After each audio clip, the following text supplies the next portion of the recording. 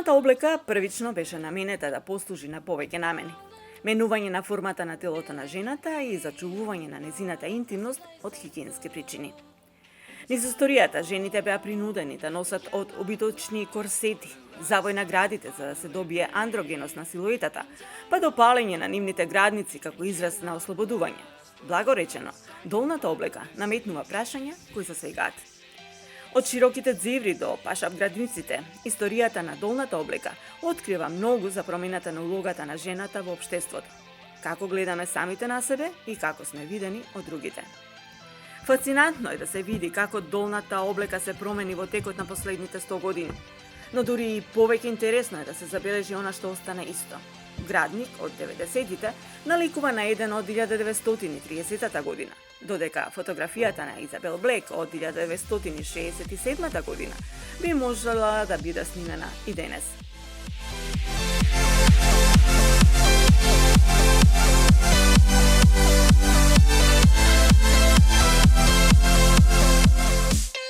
Модните додатоци можат да искажат многу за вашата состојба на умот. Може би очите се огледало на душата, но накитот, чевлите, коланите и чантите откриваат каде сме или каде не сакаме да бидеме.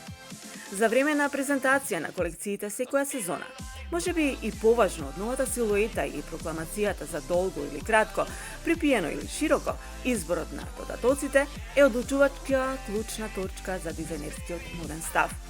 Одредениот вид на накит, чевли и чанти ја има моќта на потполна трансформација на аутфитот. Токму затоа, дури и повеќе од облеката, додатоците овозможуваат да се искажат на трешниот моден камелеон.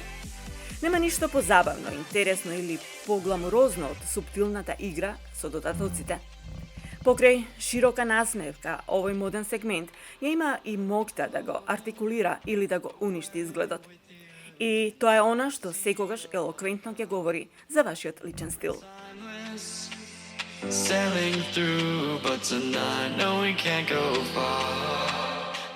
Модел, муза, моден колекционер, моден дизајнер, филмски продуцент, актерка и културна икона. Дафне Гинис превзеде голем број на улоги во текот на нејзиниот живот. До неодамна сепак, оваа англиска-ирска наследничка никогаш не се произнесе во областа во која всушност е обучена – музиката. На 19 годишна возраст, Гинис беше прифатена на престижниот Гитхол школа во Велика Британија, но се откажа од сонот се до 2011 година, кога почина нејзиниот брат Джеспер.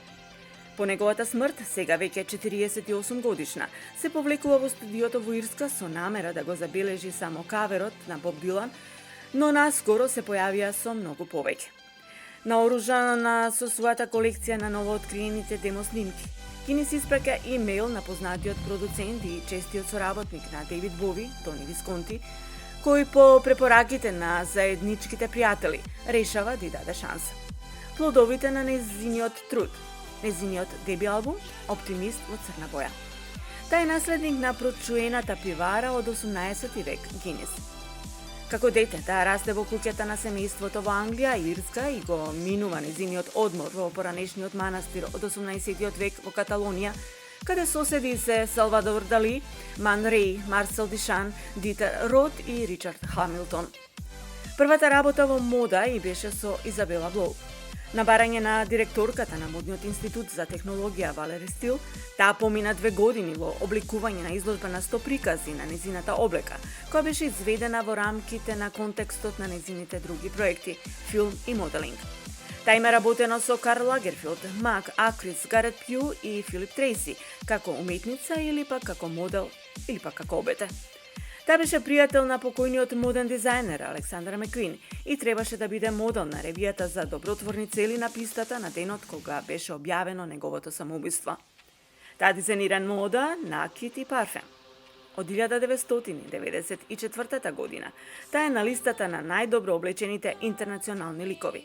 Во 2010 година таа беше именувана во топ 10 најдобро облечени на листата на Татлер, а во 2011 година таа создаде мејкап линија за Мак козметика.